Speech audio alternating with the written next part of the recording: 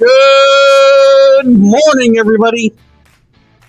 Keith Engle here for TGI Sports Talks. Are you serious? I'll be joined in a few minutes by my co-host, the Mad New Yorker. He's yet to join the studio, but I expect him momentarily. We'll do a couple pieces of busy cleanup work, if we will, housekeeping. I want to first wish my beautiful and awesome wife, Jane, a happy anniversary today. She is the best thing ever happened to this guy, I can tell you right now. So happy anniversary, babe, and we'll do something fun later, I promise. I want to welcome everybody who's watching us on Northeast Streaming Sports or on Let's Talk Sports or on TGI Sports Talk this morning, Facebook, Twitter, YouTube, wherever you might see us. Feel free to join in. Feel free to comment. And we'll get into a few topics today, which I'll talk about in just a second.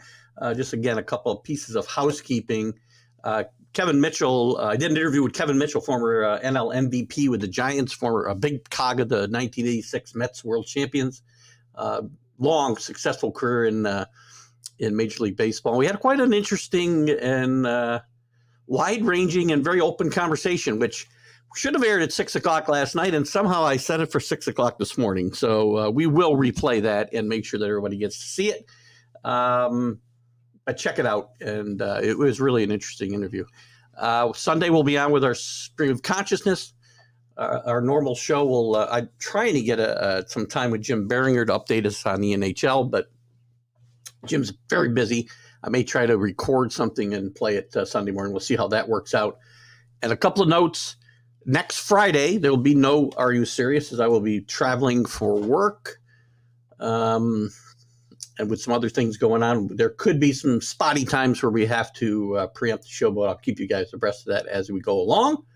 And the Sports Huddle on Wednesday night, which is, turning into the college football huddle very quickly, will be on hiatus pretty much until we get to August. I'll pop in from time to time or pop on from time to time when we have some really important news to talk about, or maybe an update here and there, but it's just not enough stuff to talk about in my mind through these quieter months of May, June, even July. We'll see. August probably.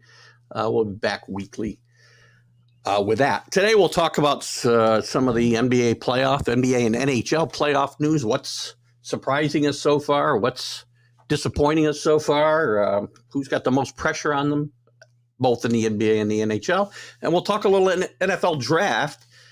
We'll kind of predict the landing spots for the quarterbacks. We'll predict the first few picks for the Jets, the Giants, the Bills, the Patriots, and even a little bit maybe the first. Well, we'll be talking about the first overall pick likely because we'll be talking about quarterbacks. So anyway, with that, let me bring in the Mad New Yorker. Good morning, Carlos. Morning, everybody. Happy Friday. There we go. Had my thing gone wrong here. Who's with us this morning? Alec is with us this morning already. Good afternoon to you, Alec. Good morning to us, as I believe Alec's in, I want to say Australia, so you're way ahead of us, I believe. If I'm not mistaken, Alec's I believe, our first Australian follower. He's in the future, right? He is in the future. He's in my future. I don't know about yours, but sometimes I think you live in a different time zone than me as well, by the way. But it's not time zone. No. It's a different dimension. Twilight Zone, yes. But it's good to have you with us this morning, Carlos. How you doing? All right? Morning, Keith. Everything's good. Trying to get this day going, trying to get this weekend going. A lot of sports, not enough time, Keith. I tell you, I'm in the middle of a lot of stuff, which I'll share with viewers as we go along here. All good stuff, but it's just life is just like spinning out of control right now because I've got so much to do. Try to keep the shows on the rails and work and good stuff going on, personal life. So we'll share more. As long as we get to see tomorrow, that's all that counts, right?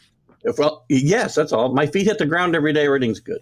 So I'm happy. When you get to be my age, you're happy when that happens. So anyway, lots to talk about. I think we'll start with the playoff, the early Yeah, give me your best. It's a UK for Alec. Who was I thinking of? I don't know. We had somebody recently in Australia. I apologize for that, Alec.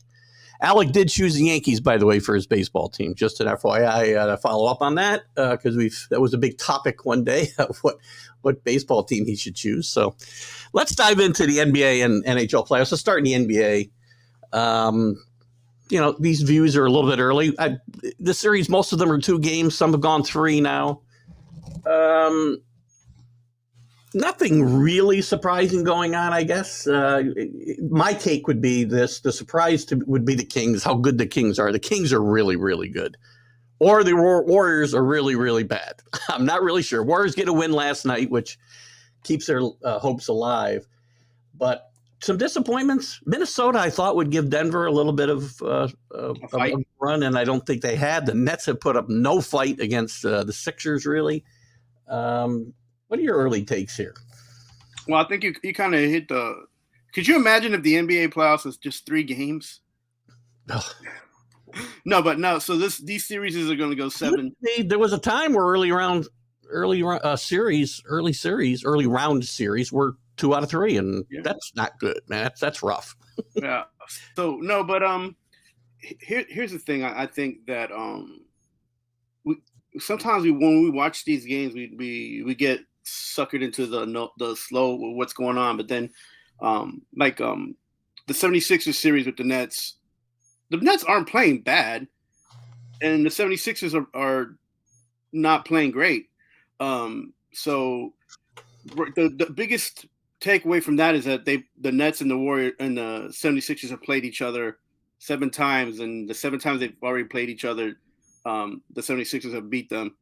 But if you look at the 7 games they played, they haven't been all of them haven't been like beatdowns. The Nets have been they've had opportunities to win some of those games. So and that's still the case right now.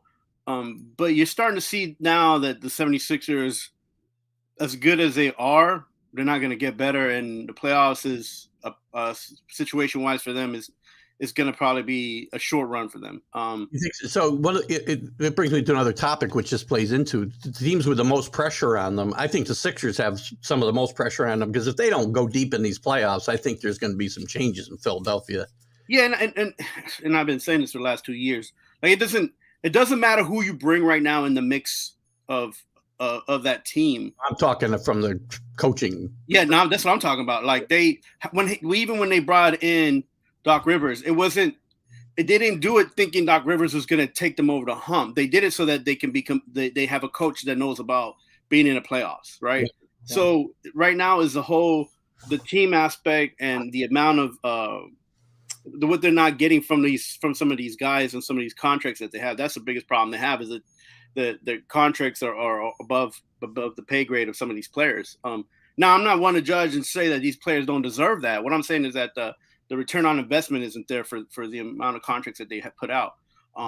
That's all I'm saying. I would think anybody's in danger. If they don't go deep if they make a deep run, then maybe you get to the conference finals, maybe everybody's safe. I don't know. But I would think if they don't, everybody's fair game except Joel Embiid. I mean, that's the problem. Was even if they don't, Joel Embiid is the number 1 problem, right? So he's often injured. He gets his points and his averages, but like I said before, and always say this, is like him being on the court doesn't make the players better. For him being an MVP candidate, which is why a lot of people struggle when he's up for the. There's very few teams that have an answer for him, though. I mean, yeah, but that's because he is the most athletic and one of the best centers in that position in the NBA. That's true, but again, if you put him on a team if you put him on other teams, he's always going to get an average of 25, 27 points a game. Yeah. So that's not ever going to change no matter where he goes, right? It's the same thing with Anthony Davis. You put him on any team, and if he stays healthy, he's going to get his 25. Well, yeah, I wouldn't compare the two. I think Embiid. I think it's actually fair to compare both of them because because of the position that they play. I'm not talking about talent-wise, injury-wise, how many games they played. I'm just saying, if you put Anthony Davis on any team that is lacking a center, and he's healthy, he'll give you about 20, 25 points. Same thing with Embiid. Those two guys on any team do not make any team better. They're just going to get their points. I don't know if I can totally agree with that. I mean, again, athletic big men, there aren't enough of them or that many around the that's why, especially the Nets, right? The Nets have no answer for Embiid. And outside of, in my mind, Mikal Bridges, they don't really have enough talent to match up with anybody in these playoffs. Well, I think this matchup was the best matchup for the Nets. The last two games, they haven't been out of the game. They just haven't been able. Maybe the first game they were a little bit outcoached and outplayed, but that's because the Nets players are not coming up and meeting that competition level. That's because they're not that deep. But if you saw yesterday's game, there's a few instances with the fouls and what was going on, but still they match up with the 76ers actually competition wise they're about equal. Yeah. You could toss up a game every time they play who's going to win. So this was the Nets' best opportunity to move to the second round. Now I'm not saying that they're going to make it to the end, but if there's a team that can beat, this was their opportunity. Well, now the question becomes, can they even get a game? I don't think they're getting a game. I think they go out here 4 games. No, they'll get a game. I don't believe that the 76ers have enough stamina, and I don't think they'll be able to push for like a sweep. So the Nets will give them at least a small fight, but it's not enough. It better be Saturday because they're down 3-0. So yeah, they probably will get one win out of this. To be honest with you, I'll predict a 4-game sweep. That one's okay. I mean, again though, this is the one opportunity the Nets had to compete with a team and get a win. So I do think the Nets are now heading down the right road. They found a really good guy to build around a little bit in Bridges. I think get away from that super team mode, which that thing never worked. It probably never had a chance to work, and they're on the right path. So let's move on and talk quickly about some of the other series around. Obviously, other series in New York. A lot of sports go on, a lot of playoff sports in New York to talk about today. Knicks and the Cavaliers are tied. I think that there's a lot of pressure on the Knicks to win a round here. I think that pressure is more on Tibbs and ownership of the Knicks than it is on the actual players on that team. Again, I stated before that had Tibbs played some of these guys earlier, even 2 years ago, some of these guys who've been on the team, they would be probably in the same position because their team isn't deep enough, but they would at least be a little bit more competitive and have more stamina. And it's one thing with the Knicks is that you know what you're going to get when you're on the court as far as trying to get competitive level, right? Trying to get the team going. Yeah. Whereas they're playing a Cavs team that's like 6-7 men deep. That's it.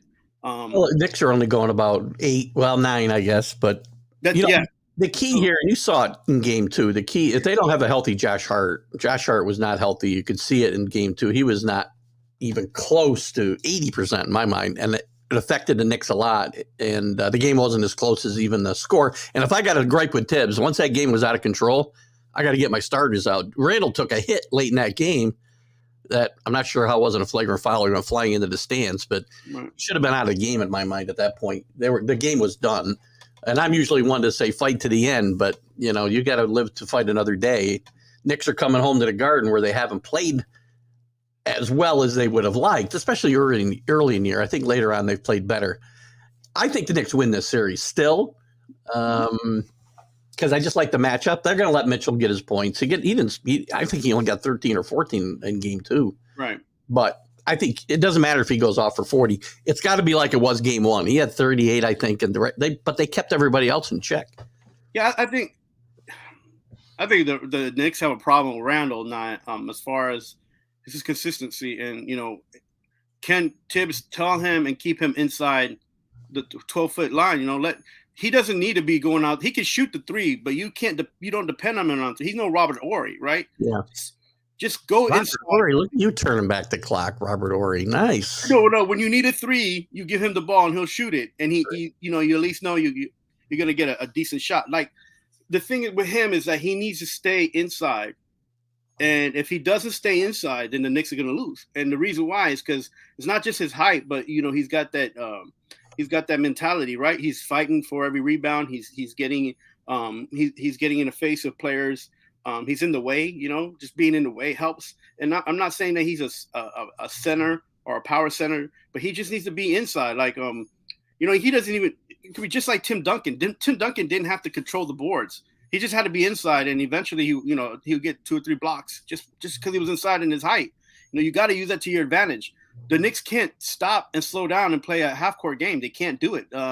They're guard heavy. Their roster's guard heavy. Yeah. Their bench is guard heavy. So, they got it. What they have to do is they have to use the quickness to their advantage. Barrett's got to play better here for the Knicks. What's your prediction in this series? I like the Knicks in probably 7 games. 7 games. I hope the Knicks in 7, but I have a feeling the Cavaliers might squeeze this one out. Well, I think the Knicks, if their best bet is to wrap this up in 6 and not have to play Game 7 in Cleveland. But that's the thing, right? But and again, it's not even a coaching thing. It's just the talent and the potential they have on the actual starters and in the bench. So it's an intriguing matchup. I mean, let's assume for a second the Knicks win the series. Mm-hmm. They will likely face the Bucks, although the Bucks are actually going to get a tough time. We'll talk about them in a second. You give them I give them a puncher's chance against the Bucks, but I like the Bucks to come out here on top in the East anyway. Yeah, if they go against the Bucks, then the Bucks will have a bigger. The Knicks will have a bigger issue with the Bucks because Lopez he's not a great center, but Lopez he stays down in the middle and he plays inside and he makes it tougher for the guards to come inside and just get those easy 12-footers. So, the thing I like about the Bucks, and we'll move on to that Bucks Heat. Before I go on it real quick, actually, good morning to Robert. Thanks for popping in, and good morning to Bob and Jeanette Engle. Morning, fellas. Stepmom, thanks for popping in again. So we'll carry on this conversation. The thing I like the Bucks is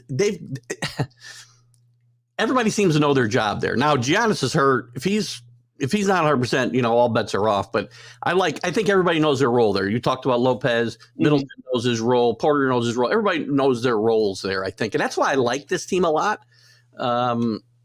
They've disappointed me a couple of times here since they won against the Suns, which feels like now about 10 years ago. Right. But I still think this is the best team in the East. The problem with even though everybody knows the role is their performances are not at all consistent. Yeah. So they have to find somebody every night when Giannis is not on the court who's gonna pick up the pace, and that's kind of tough when especially you have that championship mentality now, right? Because they won, they think that they can leave the door open a little bit, and they shouldn't. You go in there, you beat people up, and you leave. That's it.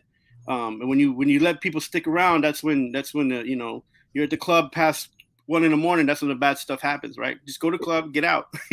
Go in, have fun, and get out. Don't let people linger. And that's what the Bucks are doing, and that's dangerous. Even though they're a good team, they're not a great team. And if Giannis is hurt, who's going to pick up the slack? Well, I think they're a great team. I really do. I think individually, when they can't do it individually, when they try to, Giannis can carry this team, and nobody else on this team can. They have to stay within their roles, and everybody has to be consistent, as you said. And I forgot Holiday when I mentioned guys. But this core has been together quite a while. Yeah. Well, the problem is they depend a lot on the 3-ball. Yeah, and that's who doesn't? Jeez, I know, and that's when you're watching the game, it's kind of like, man, somebody better start hitting. Wow. Especially if you're betting on the Bucks, man. So you got to be careful with the Bucks. But I think the Heat have a chance at an upset here. But I think if the Heat doesn't beat the Bucks, I think the Bucks will find their way to the finals. Actually, the problem is when Hero got that hand injury, and he's a key player for them. That affects them because there you got a guy who's consistent on defense, who's consistently like moving the ball, and when you take that guy out of the mix, you can tell that team's a little bit different down there. So, yeah, going on to the last series here in the East, the Celtics and the Hawks. So the Hawks are just bad. What's happened to this team? Young and Murray Young scored 24 the other night, but he still didn't shoot great. 2 for 8 from 3. He's not the same player, and Murray, I don't think is I don't know if they're a great combination. I don't think they're. You said it right there. They're not a great combination. Yeah. And again, the basketball it's a team game, right? When it's in the playoffs, it's a team game. and you gotta move the ball around. And the problem is that there's no depth, and there's very little talent on the Hawks team as far as when you go to if you talk about shooting. And then and of course some of these teams, they don't play defense anymore, and the Hawks are one of those teams that they don't get back fast enough. They lack on the defense, initiative there. So you're gonna get what you're gonna get with those players, and there's no coach you can put in there. Even you saw that Nathan Miller's trying to do what he did, but I think you're going to see some changes again. I think the Hawks will probably get. I think again, this could be very easily be a sweep. I don't know if Atlanta's going to get a game. I thought they might win a game or two. Now I think they're going to get swept. Yeah, that team is more likely to get swept. But how many players are missing on that team to make them another playoff, to give them an opportunity to get out of playoffs next year? I think they're probably a handful of players away from being a contender, but I really think the move to Quinn Snyder, I love Quinn Snyder, and I think you'll see some significant changes to that roster in the offseason. Quinn Snyder gives his team their best chance to win. He's a very underrated coach and did a great job out there. He's a great coach, but you can only do so much with what you got. So. Agreed. That's why there'll be some changes made. You won't see that same team out there next year. So let's move out west. Where are you going? Let's start with the Warriors and Kings. Kings were one of the surprises of the regular season. Woo! They're my black horse. Fox is really good. Sabonis is really good. They dominated the Warriors in the first two games, and I thought without Draymond Green, even though he's kind of just a shadow of his former self. I mean, he's the one guy who really makes a difference as far as not playing up to his previous level. That hurts the Warriors, I think. But I think the Kings win this, and I don't think they'll get to the finals, but this team has got as good a chance as anybody of getting out of the West. And what a surprise. Great job by Mike Brown there, too. Yeah, Mike Brown got Coach of the Year, right? He was up for that award, and he won it with this team. This is a young team, all under the age of 30. I'd say 30, 32. They're fast, they're quick, they have to run. Once they get into that half-court set, it's what bogs them down. Yeah. And right now, you could tell that they're young, but the stamina is not up to par. Yesterday they had a challenge, and Curry's one of the best players of my generation. Oh, without a doubt. His shooting, his range, his shooting, his consistency is like, it's crazy to see this kid. No, I'm a kid. This man just go around and he looks like a kid. But he just goes around and he can carry the team, or he can pick up the team. And yesterday he carried the team. So he makes a huge difference in the lineup because you can't guard him. And that took away from what Sacramento does best, and that's that zone / full court, what they do. So they got some competition, but I think they're going to be able to step up. The youth, I think the youth will prevail. I think Draymond not being on the court is going to affect Golden State more than it'll affect them playing Golden State. Was he suspended just one game? He just suspended one game, right? Was it 3 games? Was it 3 games? All right, maybe. Either way, I think it doesn't. To me, if he comes back, like I said, the thing that the Warriors are lacking is the old Draymond Green. That's what's really lacking in this team. And both these teams, you talk about depth, they both come up short on the bench in my mind. Both these teams, if there's a real Achilles heel here, it's going to be that. Yeah, Mooney took over the game last night, which is kind of. Yeah. Are you going to get that consistency out of him? I don't think so. He did play great, but can he play great the rest of the way? And can these players on the bench who have good games, can they continue to have good games or even greater games? And that's what it's going to come down to is your bench, right? So I'm not sure if Golden State, as many good players that they have, I'm not sure if that's. I'm not sure if they'll be able to beat out a young, hungry Sacramento team the way that they're playing. And the best thing that Sacramento had, even though they didn't win all their games at the end of the season, is that they played tough games at the end of the season. Agreed.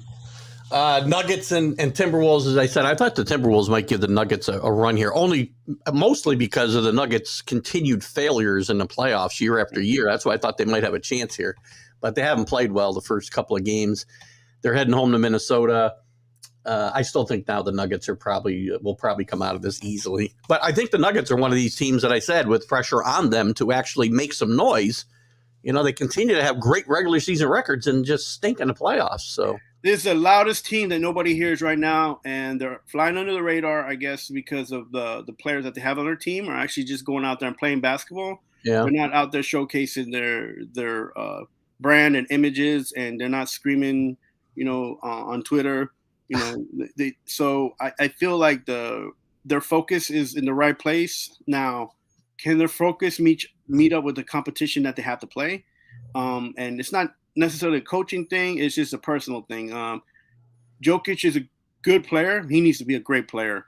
He's a great regular season player. He needs to be a great playoff player to really cement his legacy. I think it's not even about his legacy; it's just to be that player on the team that you're in the start. You're a starter, and you're a high value player. You need to play like a high value player.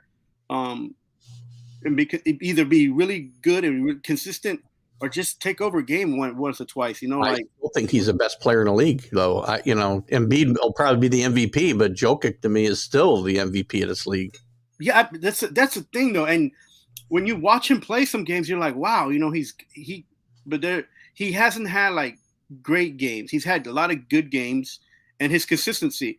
Now I want him to step it up a notch. Like as somebody watching basketball, like, okay, now let's see you have a great game, and I want to see that in the playoffs. I didn't want to see it during the regular season because it didn't count then. I want to see it now. Yeah. You know what I'm saying? Yeah.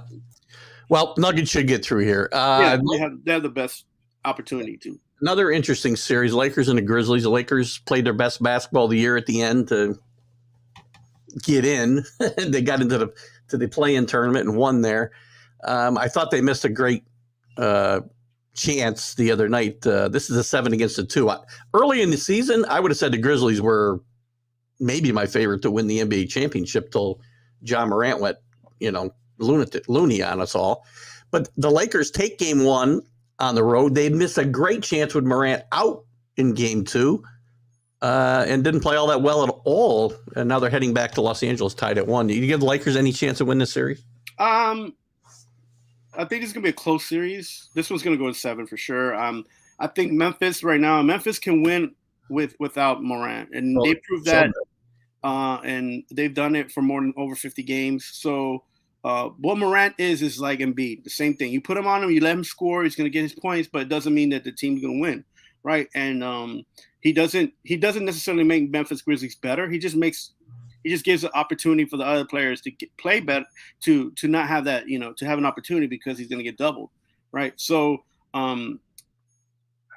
listen, these guys on Memphis, I think they're hungry, they're young, they're fast and quick. But again, if they get stuck playing that half court that the Lakers can put them in, because they need to be in half court for LeBron to be, to use LeBron's skills and because of his age, that would pose a problem for them, right? So if they're not running around, they're not being successful, and they're not playing their game. And that's what they should do. Since they're young and they're quick, they should be able to put their hand on this game, on every game they play, and play it fast and stay away from the half court game. Because if you do, the Lakers have all opportunity to make sure they stay in the game and beat you. I think the Lakers squeak this one out. I really do. Another interesting series. All these series out west are interesting because all eight of these teams could win. Yeah. The West, in my mind, right? See the Suns and the Clippers. Suns take a 2-1 lead with a win last night in LA. Big win. Go up 2-1. I like the Suns. I predict right now a Bucks Suns rematch from a couple of years ago. I think that the Heat's on the Suns as well after bringing in Durant, who hasn't missed a beat. He's played very well. Again, when he's on the court. But I think if he stays healthy, I think that's my favorite in the West is the Suns. The key and I've said this before, is Booker. Booker took over the game yesterday, and he needed to take over the game because Chris Paul, sometimes in the third quarter, you're like looking at him and he looks exhausted. Yeah, he played bad last night. Bad. 1 for 8 from 3-point. Yeah, and he needs to stop shooting the ball. He needs to just make good passes after the third quarter, because it doesn't look like he'll be able to have the stamina to be pushing 30 plus minutes. And Booker's your key. He played 41 minutes the other night. Booker 45. Yeah, so these guys, they need to be careful, man. especially if they want to go on to the next level. These coaches need to do the due diligence and make sure that these players are all getting play time, Yeah. and they're not getting overextended, because I think this is what happens with, not to say that he's weak, because he's not a weak man. He's a very good basketball player. This is what happens with Chris Paul, is that he wants to take the game over. He'll play all those minutes, and even if he scores 20 plus, he's got assists and he makes a difference. But now he's older, and if he's not on the court at all because of one injury or another, or he's just too tired, what's the point? He doesn't need to be a scorer at this point. No, he doesn't. He's got two elite scorers, playing next to him, so he doesn't need to do that. And you're right. If he doesn't need to be taking 8 3-pointers. But we're not Chris Paul, and that's not how we play basketball. That's another thing, So that's why you can't play him more than 35 plus, because he's not gonna change his mentality. He thinks he's a 25-year-old basketball player. You know what I'm saying? Great players do. Great players do. Oscar Robertson is one of the best examples of this whole thing. Oscar Robertson was a player. Again, I'm not comparing Chris Paul to Oscar Robertson, because it's not even close. Yeah, I was gonna say so. Early in his career, Oscar Robertson did it all: scored, rebounded, assists. But when he got to Milwaukee and had first Lou Alcindor, then Abdul-Jabbar, he changed his game. He didn't need to be scoring 30 points a game. He just facilitated, and that's what Chris Paul needs to evolve. And Oscar Robertson, they're kind of age-wise, same kind of thing we're talking about. Great players evolve as their game has to change to account for their age and the wear and tear on their bodies. So, but I will say this, and I don't think you'll disagree, because I think you like this guy. I think the best coach in the West is Monty Williams, and I think that's the best thing the Suns got going for them. Monty Williams is a great coach. Monty Williams is not managing the team well. I would have gotten rid of Ayton after I benched him if he was going to be an issue. Mm-hmm. And he kept in him, not just him, probably also his general manager. But if Ayton was an issue, now you see him coming out of the cellar. He's a good player. He's not a great player. But again, you're not giving him an opportunity to be a great player, because you put Durant on the team, so now you're taking the minutes away from Ayton. So I think that situation there, that scenario there, is going to come back and bite them in the butt. So I mean, I like Monty Williams, but again, that when a player like Ayton, you should either you keep him or you move him, and they kept him, but then they brought somebody else who's going to take away from his minutes, and he won't be able to be a good player like that. So I like the Suns here. I like the Suns to get out of the West. I said Bucks. I'll predict today Bucks and Suns. Do you want to make a finals prediction right now? Yeah, Celtics, and I find it hard to. I think the Celtics, maybe the Celtics versus the Suns. Okay, maybe I want Sacramento to come out. That's what I want, but I don't know what's going to happen. Celtics and Suns rematch of one of my favorite finals ever. Celtics Suns in 1976. You probably weren't even born yet. No, man, I was in one of my favorite finals. Check out some video from that finals. There were some great games in that. I think I've seen some clips, but I haven't seen the whole game. But I'm not going to watch it now. Suns were a huge underdog.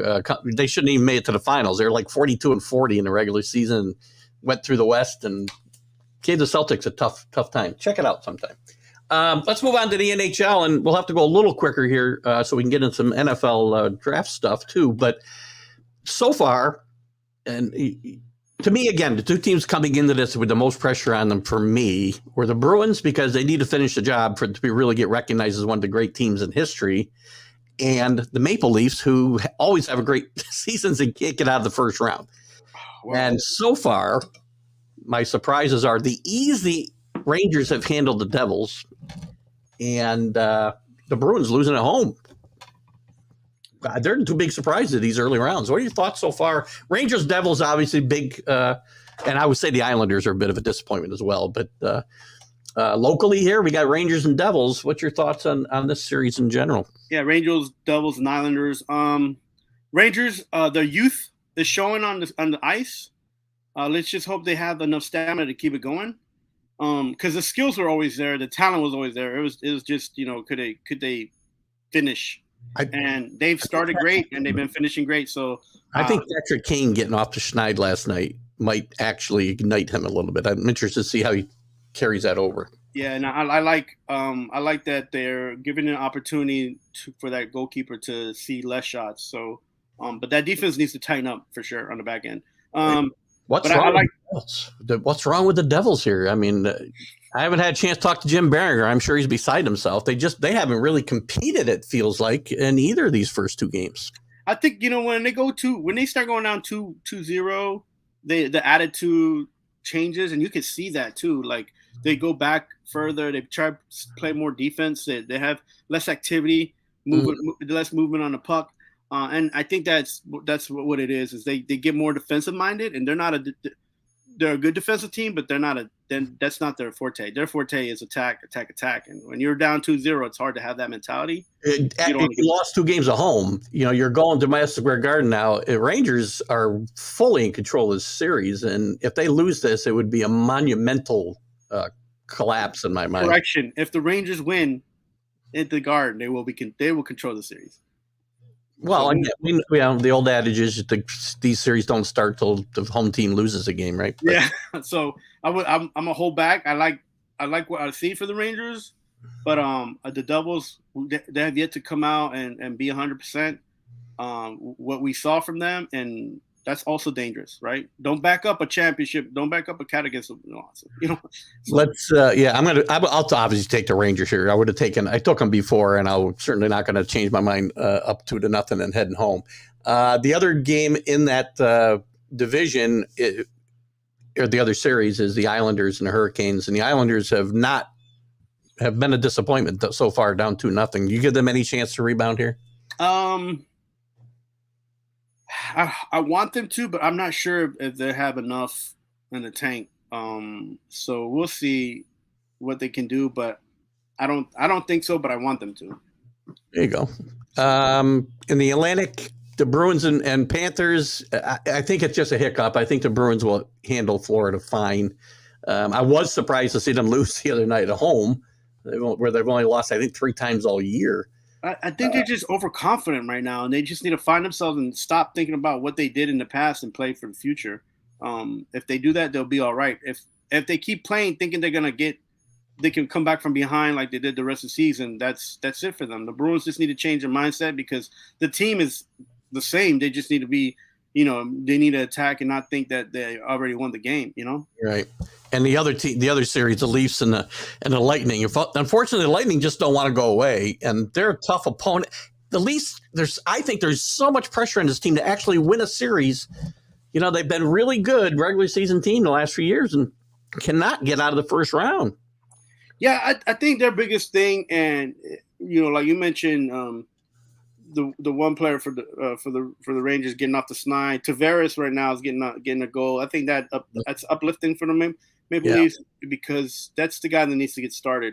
And if he can keep it going, if he can get that fire started and keep it going, they're gonna make some headway. But Tampa Bay is a team that will never give up, right? Their season, man. They didn't win last year, but they still got that heart of a champion. Where you got to beat them, and they're not going to beat themselves. That's why Tavares is key. Tavares needs to score goals, and he needs to be in action. He needs to be down inside the beat, trying to get goals, because if he doesn't show the same, when he's not playing the same type of game he played yesterday, the Maple Leafs are a different team. So. This is the toughest series for me to predict. Yeah, and I'm going to say Tampa Bay goes out again in the first round, just because I can't pick against the Lightning until they actually lose. Yeah, Toronto has a less talent, and they're less likely to move forward. And I think Tampa Bay might sneak out of this. And if they do, you guys better hold on your hats, because there's a storm coming, and it includes some lightning. So. Yeah, I do think the Bruins get out of this. Eastern. I hope so, man. It's like they kind of remind me of the Giants in the late '90s, where they was one of the best teams. They would just go out there, and you're like, "Whoa, where is the team that got you here?" Yeah, I'll obviously root for the Rangers until they're not here anymore. But the Bruins winning would be a great story, assuming the Rangers can't win the cup, because that would be their second win in like 92 years. So. It would be a nice story. Anyway, in the West, I think the West is wide open. The Kraken get their first playoff victory ever the other night in Game 1. They're tied with the Avalanche 1-1. To me, I got to stick with their defending champions here. I think the Avs will get through this series fine. Yeah, I mean that was a team. Remember, there was a team that was kind of getting together, kind of putting pieces together and getting that glue in there, and now you're seeing it on the ice. This is a whole new season, right? So, but the Avalanche do have a one up against the Kraken, but don't be fooled with some of these teams. Look at the Golden Knights right now. They're also in the playoffs right now. And they're doing pretty well. So I like it's funny you mentioned that, and I'll jump to that series real quick. I like Winnipeg in that series. I know I think they lost the other night. What's the yeah, they lost 2-5 yesterday. Yeah, 5-2 they lost. They won game 1 though, 5-1 in Vegas. I like the Jets. I'm going to tell you something. This is my big upset pick of, I guess, the NBA and the NHL. I like the Jets to go to the finals against the Bruins. Oh, I thought you were going to talk about football. The Jets and Bruins. It's possible. I think the West is wide open. I'm gonna say something, and I don't want to be a bearer of bad news, but Winnipeg, Canada, with your Jets, great job, awesome job. The management team there, the players, their fans. I hope they can get past to the second round because they deserve it. As far as what they've been able to do with their team and coming back and from an expansion, so keep it up, just keep doing what you're doing and just keep getting better. I like that team too, Keith. I like them too, to be honest with you. I do. I like that's my big upset pick of the entire playoff season. We'll see how that goes. CA likes Toronto against Boston here in the East, Dallas against Colorado. They'd both be great series. I was going to bring up the Dallas. Who they playing here in the first round? I want to say one thing too while you look that up. If you don't know about hockey, or you don't like hockey, or you're not sure about hockey, right now is the time to tune in. Guys, tune in. Don't worry about who you're watching. Just watch all the excitement. Watch the fights. Watch the goals. Watch the defense. This is the time right now to watch hockey. If you don't know about hockey, or you think maybe you want to get into it, this is the time right now. You don't know the teams, go make a little bet, $2 bet, $3 bet on fantasy leagues, and just have fun watching it. This is the time right now to watch hockey anyways. So, the only problem in the NHL right now, no Doc Emmerich, and it's hard. It's just, I think it's the second year. Doc Emmerich should be, I would listen to Doc Emmerich call any sport at any time. He's the best sports announcer in the history of sports in my mind. Wow. So, yeah, I mean, you're right, Keith, but again, give some of these new guys an opportunity. I'm not saying they're not. He's in the league by himself. Some of these guys are making good calls. Some of these players who come back from who are retired players are actually making some calls. They're doing a lot of analyzing the games and sports commentating. They're okay too. They're not bad. They're doing a good job. So this is a good and exciting time for hockey. They're on major networks now, TNT and on some Apple Sports. So, this is a good time to get into it. By the way, just an FYI. Say what? Those are not major networks. TNT? That's not NBC, ABC, Fox. No. So, but they're cable networks, not local networks. So. That's the problem with the NHL is they don't have the real TV contract, like the other leagues have. That's one of the things that holds them back as far as overall popularity. Not enough eyeballs on them. Yeah, the thing about the NHL though is that what you're saying is kind of right, but regional wise is also giving them, kind of like they don't want to get the squeeze. So baseball's willing to do that because a lot of the owners own some of those networks. So I thought NBC did a great job, and I have not been as enamored with the TBS TNT coverage myself, but I'll give them a chance here in the playoffs. Maybe they'll win me over. We'll see. Again, my problem is I'm setting the bar so high with Doc Emmerich, and it's very hard for anybody else. Hey, Well, any other hockey? Again, I'm going to predict the Bruins and the Jets in the final. Ooh. You want to make a prediction before we move on to? Maybe after this first set, maybe I'll make a prediction. But right now, it's too crazy. Even for basketball, it's too crazy. I've had CA's pick up here for a while. These would be great series too. Dallas right now is playing Minnesota, which is where they were in their previous incarnation. Dallas Stars were the North Stars. Yeah, so it's interesting that that matchup is kind of probably pretty cool for those two cities. That should be like one of those rivalry matches, right? Like the Mets and the Yankees and the Dodgers and Giants, because they all stem from those teams. Exactly. I think, listen, it'll be a lot of fun. I agree with all your comments about the NHL. Give the NHL a chance. This is, you know what? I admit to this. I'm a bit of a fair weather fan when it comes to the NHL. When the Rangers are doing well, I'm much more in tune to it, and I'm much more in tune NBA and the NHL once we get to the playoffs, because the regular season, so many teams get in, and it's just hard to kind of get into it week after week, day after day during a regular season. But now is the time to really turn these games on. Just turn, like you said, just turn a game on. I don't even care who it is. I find a game, and if it's a close game, I'm watching it. Yeah, and then make it interesting. If you don't know who they are, place a $2 bet, $3 bet. Don't. I wouldn't spend more than $10. Well, let's not get people in trouble here gambling. No, but like just to make it interesting. If it's something that Scott Colby, good morning. Bruins fan, and are you guys worried about the Bruins at all? No, I'm not. Again, I said a minute ago, Scott, I was surprised they lost at home the other night, but I think the Bruins get out of the East and play the surprising Jets. It's a mentality, man. They just need to get away from their mentality and just get focused on the game itself.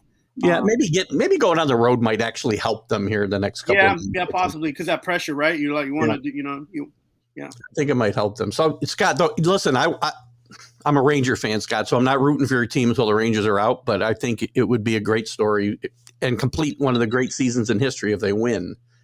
Problem is, if they don't win, they'll be forgotten. Right.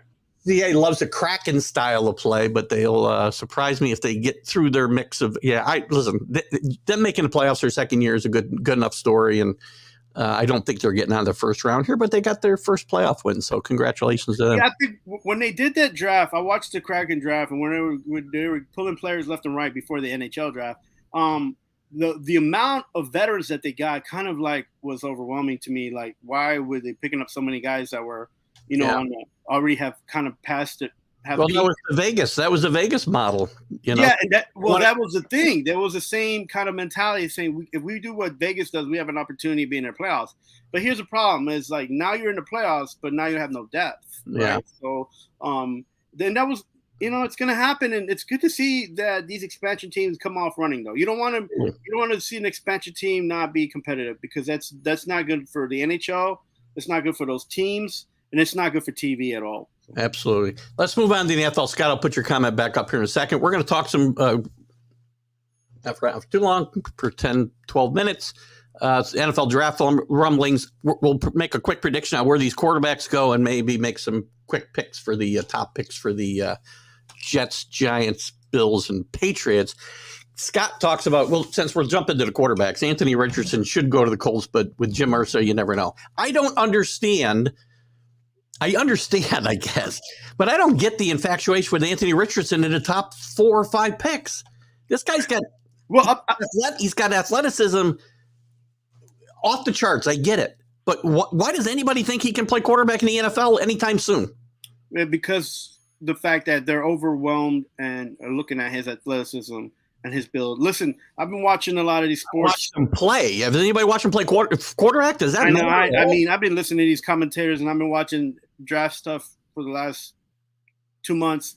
And I will say this: with the Shanahan error and all this stuff that's going on with this type of playbook, he can kind of slide in there, and he'll be able to play this type of football. That's kind of like now the type of football that college football is playing. Now, I'm saying he can play it. I'm not saying he's going to be good at it or great at it. Well, here's the thing. He has an upside because of his athleticism compared to Levis.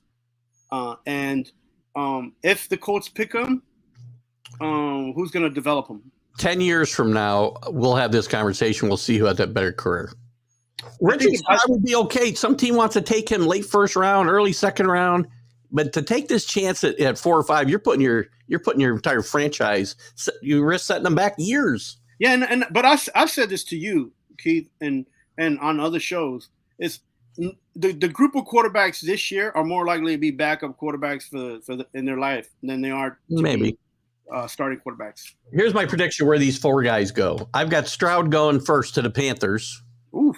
I've got Young going to the Texans. I do believe Richardson, I'm not saying he will go to the Colts. And I've got Levis, who keeps falling down. I got him going to the Raiders actually at 7. But if he drops, watch out. Scott asked why the Patriots brought him in. I think this might be more Bill Belichick mind games for his quarterback. But We'll see. I don't think there's any chance. Listen, I've heard him. If Richardson falls, the Patriots would take him at 14. I don't see that either. Will Levis, if he drops, watch out for the Bucks and the Redskins possibly. I'm sorry, the team formerly known as the Redskins to get involved. I say this: Levis alone. Now I don't think he's even going to be picked in the first round. He's just one of those guys that even though he was in Kentucky and he played well. That's all it is that he played well, and he didn't. Even though he didn't have a good team around him, yeah, he could. I don't see there was any games that he played that you could be like, that's the guy I want on my team because he could carry a team. Now, saying that, I have a Bryce Young going to the Panthers. I have a flip, and I have Stroud going to Texas. That could go either way. I agree. And then I have Richardson maybe going to the Colts. And again, I'm not like you. I'm not saying that he's the best pick for the Colts, but he'd be an okay pick if you're going to develop him. But I don't think there's anybody right now that could develop this kind of player right now. So there is talk about one of your, again, not your favorite team, but some of you follow. There's a lot of talk about Tennessee training up to the third spot and taking one of these quarterbacks. Yeah, and then for your team, I think your team will be better off. I think Belichick will be better off if he's still there. They're probably going to see a cornerback with whose former father was a Pittsburgh Steeler, Portis Jr. If he's there, Patriots may very well. I think that's where the Patriots are probably going to go because that's more of the style. I'd be shocked if he doesn't trade out of his spot right now and go back further in the first round. That's just his style, and I think it's going to be cornerback or offensive lineman probably in the first round for the Patriots. I don't see Tennessee picking up Levis. I see them more building the team around I think quarterback that they already have because they spent way too much money. And I'm seeing maybe Sikorsky if he's still there. I mean, let me get through some comments and then we'll go to our picks for these teams one by one so we don't get too jumbled up. Actually, Scott first said about Richardson being a bust in the realm of Jamarcus Russell. I'm kind of on the same page right now until he shows me he can actually play quarterback. And Scott also says Stroud is the fourth best odds to go second. Interesting. I kind of lost myself in that. And the sports books, I get it. Yeah, I know. But look, anything can happen on draft day. Who the hell knows? Somebody's going to fall. We know that. I think Darnell Wright is a possibility for the Patriots. Yes, let's do our picks. Let's go to the Jets. Who you see as their number one pick? I think they'll go also with an O-lineman. If they don't sell out, I think they should sell the pick to get more picks. But I like Starowski here myself, actually. Maybe Broderick Jones. Mm-hmm. I like Stronach in the first round for the Jets. And Simpson in the second round, linebacker out of Clemson, actually, for the Jets. But I think the Jets will just sell out, to be honest with you. They don't do too well in the first round anyways, and they need depth if they're going to make a Super Bowl run. It may make a surprise pick for a wide receiver, too. Watch out. Oh, I hope not, man. Giants. First round.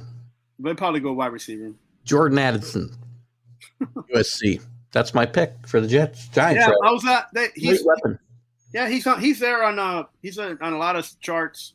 He's made a couple visits already to the Meadowlands. A little surprised if he falls down to the 20s. I'd be shocked, but because I think he's a top 15 player myself. Here you go. If on the draft, where does Carter go? You think he's going to fall to the second round? No, I don't. I thought early on in this whole debacle it was possible he could fall in the first round. I think he's going 5 or 6. Yeah, Seattle, definitely. Yeah, I think so. I mean, look, these guys don't care. Yeah, he's not falling past 10. My initial emotional response to this whole thing was, yeah, he's going to drop down everybody's draft board, but all the chatter is he hasn't lost any of his value at all. So, and listen, if he falls, and the Jets don't pick him up, that's right there is going to be the Here's the thing, Scott. I like Zay Flowers a lot, but Zay Flowers is going to be long gone unless the Giants trade up because he's not going to be there in the 20s. He's going into the top 15, I think. Zay Flowers out of Boston College, really good wide receiver. Love to see the Patriots take him, to be honest with you, but I don't think they'll take wide receiver in the first round. Flowers, I don't think he'll go in the first round. But and Scott says the Lions love Carter after his visit, yeah. so I can see him being with the Lions or Seattle for sure. I don't think he's gonna go past 8, man. Past 8 or 10, somebody's gonna sweep him up no matter what. So, Bills first round pick. God, they need God, Jesus, and the Holy Trinity over there because they ain't going nowhere unless they get rid of that coach, man. I'll give you a bit of a surprise, maybe. Yeah, go ahead. I want to hear what you got. Bijan Robinson to the Bills in the first round.